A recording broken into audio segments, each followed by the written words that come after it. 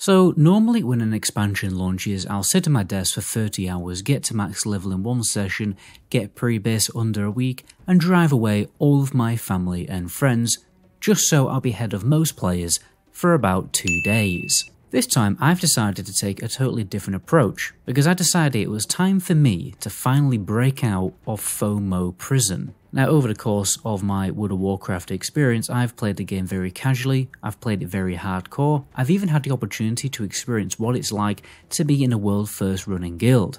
And I respect and understand every approach to the game, because they are fun. It's fun to just raid casually with some beers and your best mates, it's fun to speedrun and compete with the other top players on Warcraft logs. And Blizzard should design the game with a perfect balance of pleasing both casual and hardcore players. Realistically, most classic players are casual players, so the game should cater mostly to that audience, but also provide the tools so that those hardcore players can create their own highly competitive scene. In Seasonal Discovery, I played with a world first running guild, helping out with the preparation and participating in speedruns, but for the Cataclysm launch, I've gone pretty far down the casual rabbit hole. And the main reason why I wanted to make this video is to really show to the community that you can just play this game however the f you want to. There's really no need to feel like you shouldn't play the game because you're gonna fall behind or be intimidated by those hardcore elitist players in Classic WoW, because you don't have to take part in any of that.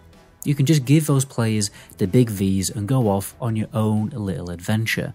World of Warcraft can be your own game however you want to play it. I know players who just play new expansion launches for the open world questing and never do endgame content. There's players out there who just enjoy collecting stuff, and people who just grind BGs in classic era. There's a lot of different kind of World of Warcraft players. For me personally, I've not even got myself worried about joining a guild just yet. I've leveled casually in the open world with a few dungeons here and there. My main focus was to get to an average item level of 329 while leveling so I could do heroics straight away.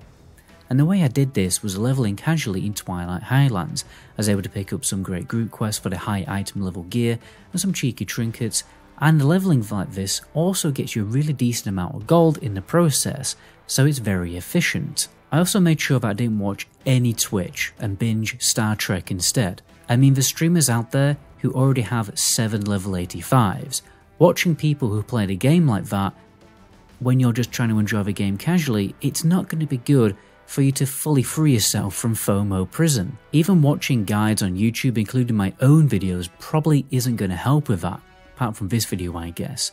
I mean, I make some guides for hardcore players, I make some videos for casual players, but more importantly I actually make videos because I love the process of video editing. It's also nice to keep a roof over my head. Hence why this video is sponsored by Rested XP. If you're still out there trying to get your alt leveled up quickly and make a lot of gold in the process, then questing the open world with Rested XP's leveling route is definitely the most efficient and stress-free method.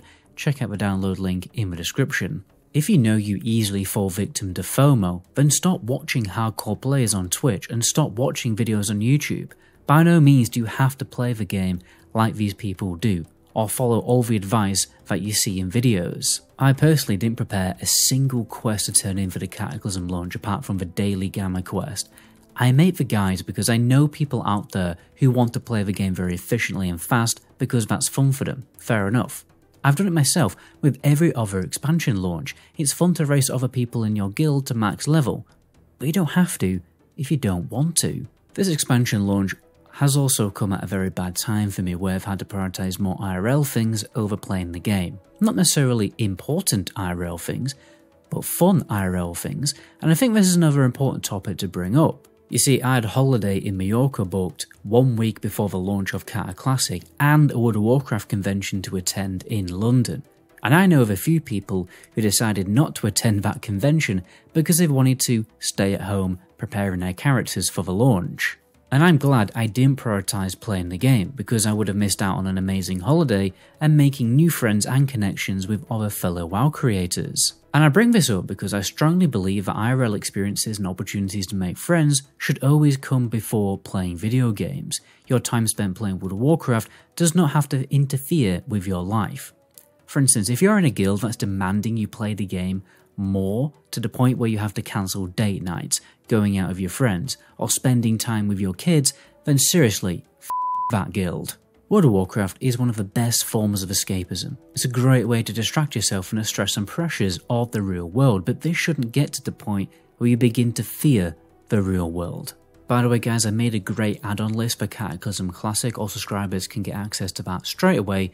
Just subscribe and check out my channel trailer. If you live in a pretty cold and dark country, then fair enough, there's probably not much to do other than skiing and playing World of Warcraft. I myself turn into a bit of a hermit in the winter, but with summer around the corner, trust me, you will not regret touching grass more than your keyboard. Nobody has to play World of Warcraft like it's 2010 anymore. It doesn't have to be a full-time job.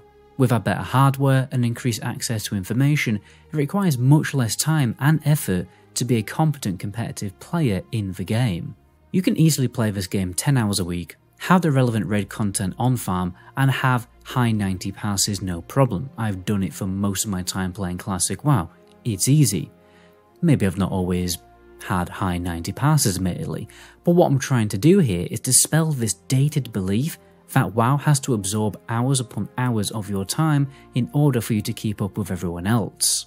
I mean, my main is nearly pre-bis. I've barely played the game because I've been working on my car, spending time with my family, playing a little bit of Dragon Age 2 on the side, and after a little more grinding tonight, I'll probably be raid ready for the release of the raids. What would have been the advantage of me getting my pre-bis a week earlier rather than tonight? And the great thing about playing the game at your own pace is that I feel excited every time I log into the game. I never feel like I've got nothing to do, and therefore it's going to take me much longer to get burned out. I've never really had a bad burnout phase when playing WoW because I have this very simple approach of never forcing myself to play the game in a way that's unfun. And you know what guys, yes I'm playing the game fairly casually now, but when summer is over and I have a little bit more time on my hands, I'll probably actually be looking for a very hardcore speedrunning guild because it, I can play the game however I want, whenever I want. Anyway, my name is Metagoblin, to the next video, ciao.